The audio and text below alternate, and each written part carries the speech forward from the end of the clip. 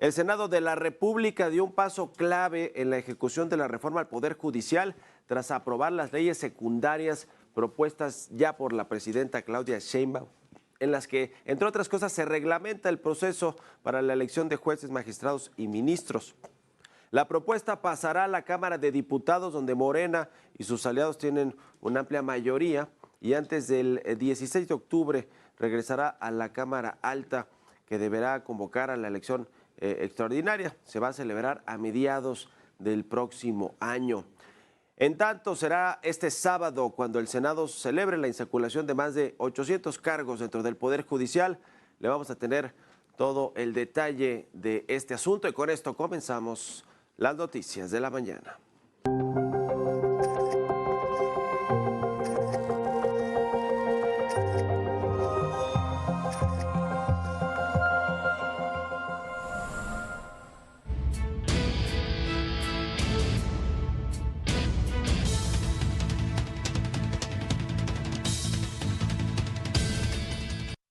Ya les decía, este jueves el Senado de la República aprobó las leyes secundarias de la reforma judicial que establecen las reglas y los procesos para la primera elección de jueces, magistrados y ministros, una elección popular. Esta es la crónica. El Senado aprobó reformas secundarias al Poder Judicial que envió la presidenta Claudia Sheinbaum. Estos cambios legislativos son a la Ley General de Instituciones y Procedimientos Electorales y a la Ley General del Sistema de Medios de Impugnación. Morena había propuesto una reserva que le daba derecho al veto al Ejecutivo y al Legislativo de la lista de candidatos al Poder Judicial, lo que molestó a la oposición. Pero aquí viene la trampa, aquí viene el engaño, aquí viene el embuste. Agregan un paso que no existía en la reforma constitucional. Le mandan al poder correspondiente, ejemplo este Senado de la República, la lista de 10 y le dan al Senado el poder de decir cuál de esos 10 sí va a la boleta y cuál no va a la boleta.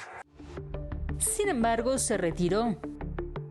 Que nosotros estamos a favor de que se regrese al contenido del texto constitucional reformado, aprobado por la mayoría de los integrantes de este Pleno en una votación calificada. No va a haber de ninguna manera ningún veto para ninguno de los aspirantes.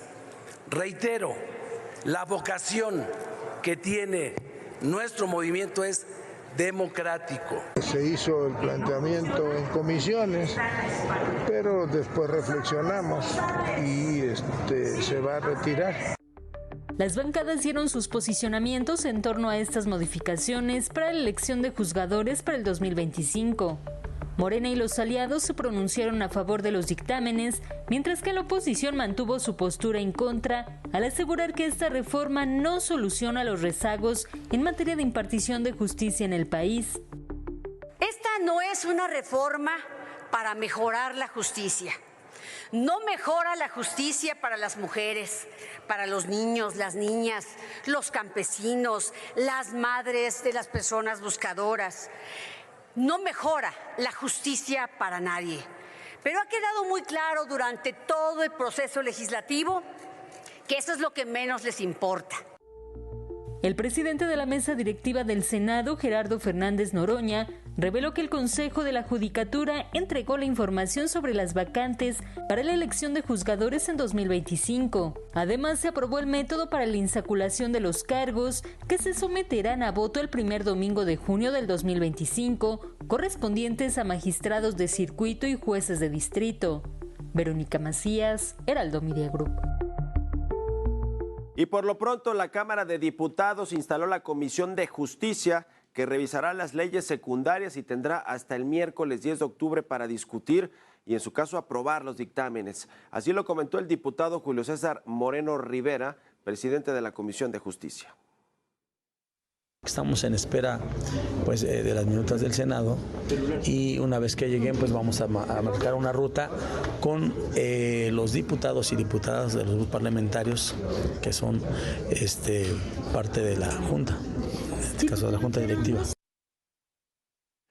Mientras tanto, los trabajadores del Poder Judicial rechazaron la entrega de datos para la elección de jueces luego de que el Consejo de la Judicatura Federal votara a favor de que se hiciera el trámite al Pleno del Senado. Por ello se manifestaron en la Cámara Alta y señalaron que continuarán las movilizaciones hasta que sean escuchados. Y por cierto, el coordinador de los senadores de Morena, Dan Augusto López, reconoció la intervención de Rosa Isela Rodríguez, la secretaria de Gobernación, exsecretaria de Seguridad también en el gobierno de López Obrador, para que el Consejo de la Judicatura Federal pudiera ignorar estas suspensiones contra la reforma judicial y entregar al Senado la información necesaria para la insaculación de los cargos que van a votarse, que van a celebrarse esta insaculación, ya les decía, de cargos este próximo sábado y en el Senado. Yo quiero reconocer también el trabajo de la secretaria de Gobernación, que es la encargada de la política interna del país, que conduce la relación con los otros poderes, con la quien hemos estado conversando desde hace ya algún tiempo y aportando nuestro granito de arena para que los asuntos se vayan resolviendo. Mientras tanto, este jueves hubo tensión en la Suprema Corte de Justicia de la Nación durante la discusión por las reglas que deberán aplicarse en la votación para invalidar leyes. La presidenta Norma Piña y la ministra Lenia Batres se confrontaron. Así fue el momento. Yo lo que creo es que si ya se resolvió, porque eso no sé si se vuelva a votar, sería un poco absurdo, porque ya llevamos varias sesiones de sala funcionando y emitiendo resoluciones. La ministra Lenia dijo que era absurdo. Y sí voy a pedir que no se utilice ese tipo de adjetivos en este pleno. No sé bajo qué regla usted no me pueda reconvenir a no utilizar la palabra absurdo. Me parece que es inadecuado y sí tendríamos que ponernos de acuerdo muy bien en cuáles son los límites de la libertad de expresión argumentativa que tenemos las y los ministros. Entiendo yo que un límite obvio es no faltarnos al respeto personalmente, pero creo que no existe forma de contenernos, que usted nos contenga respecto de las palabras que utilicemos, respecto de nuestra argumentación. La facultad que tengo para comentar o hacer un comentario es la misma que tiene usted para expresarse en ese pleno. Yo como rectora de la discusión, sí, y si así lo considero por los integrantes, a mí en lo personal no me afecta, pero por los mismos integrantes, de llevar una sesión sin ofendernos o sin... No hay ofensas, ¿Me ministra. permite, por favor? O sin expresar calificativos. Claro, si usted considera que es libertad de expresión hacerlo, no hay ningún problema, ¿eh? O sea, usted puede seguirse expresando como quiera. Respetuosamente siempre, ministra. No siempre ha sido así, por eso siempre. En este momento llamé la atención. Yo simplemente le pediría a usted que se limite a llevar el orden de esta sala conforme dice los acuerdos respectivos. No voy a aceptar ninguna limitación a mi libertad de expresión ni a ninguna valoración que haga yo respecto de los criterios que se ponen aquí a discusión. Yo la respeto, pero también tengo que establecer, como lo dice el artículo, que entre los miembros del Pleno se sigue el debido respeto.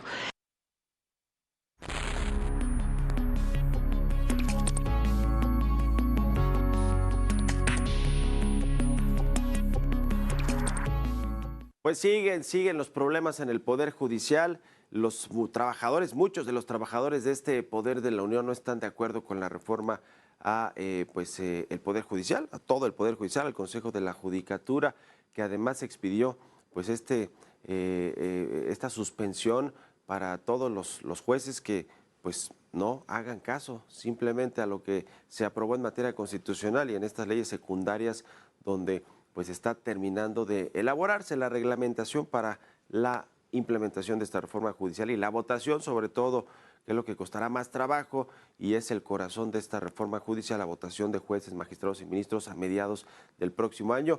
Sentencias como esta del Consejo de la Judicatura para desconocer por completo lo que se firmó y lo que se aprobó en el legislativo de estos cambios constitucionales, pues nos anticipan que probablemente sí estamos ante un potencial conflicto mayor entre poderes, entre el Poder Judicial y el Poder Legislativo.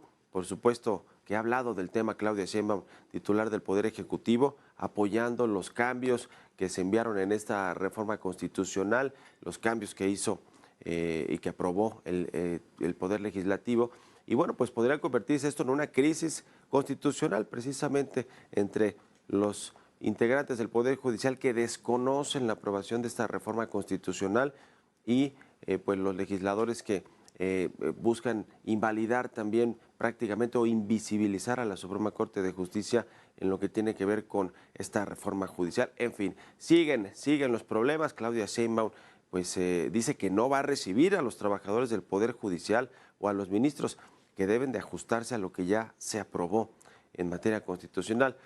No se ve pues nada sencillo que en los próximos meses, semanas y meses, cuando se estén realizando todos los preparativos para la elección de los jueces, magistrados y ministros, la primera, porque van a ser por lo menos 2, pero la primera está proyectada para junio del 2025, una vez que pues lleguemos a ese punto, a ver si las cosas siguen igual en conflicto los trabajadores del Poder Judicial, que bueno, pues muchos de ellos prácticamente estarían terminando sus labores y muchos jueces o la mayoría irán a esta elección a mediados del próximo año. Ya veremos qué sucede, pero pues cada vez más complicada la relación entre poderes de la Unión, sobre todo ahora entre el Poder Judicial y el Poder Legislativo.